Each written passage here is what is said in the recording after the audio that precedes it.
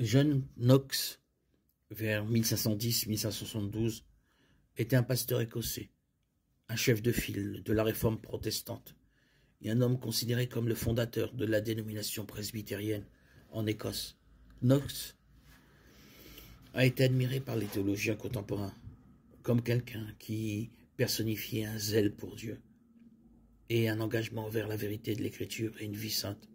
Pourtant, alors qu'il s'approchait de la mort, ce saint de Dieu a admis sa propre bataille personnelle avec la nature pécheresse qu'il avait héritée d'Adam. Romains 5,12. Knox a dit « Je sais combien dure est la bataille entre la chair et l'esprit, sous la lourde croix de l'affliction, quand aucune défense mondaine n'apparaît sinon la mort présente.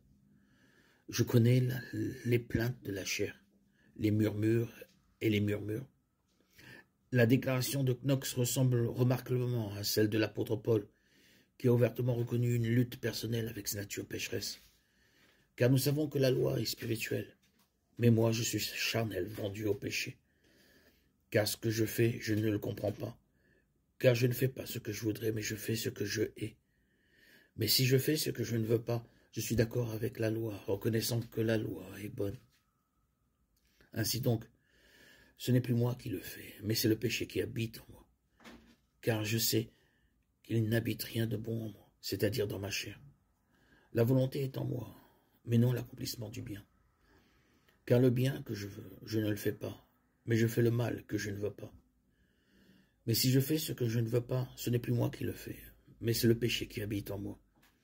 Je découvre donc que le mal est en moi, moi qui veux faire le bien, car je participe avec joie à la loi de Dieu dans l'homme intérieur.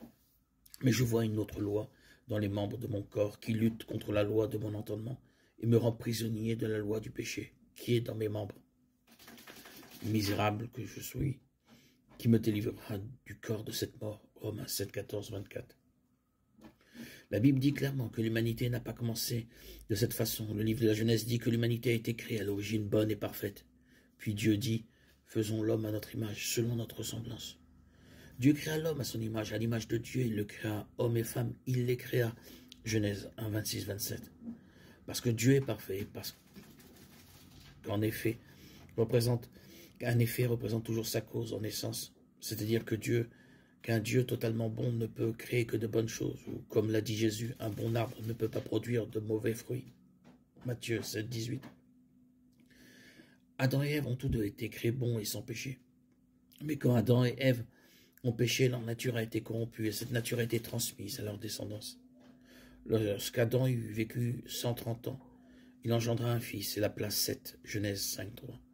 C'est nous qui soulignons. Paul déclare dans sa lettre aux Romains qu'il y avait quelque chose dans les membres de son corps qu'il appelle ma chair, ce qui a produit des difficultés dans sa vie chrétienne et l'a rendu prisonnier du péché.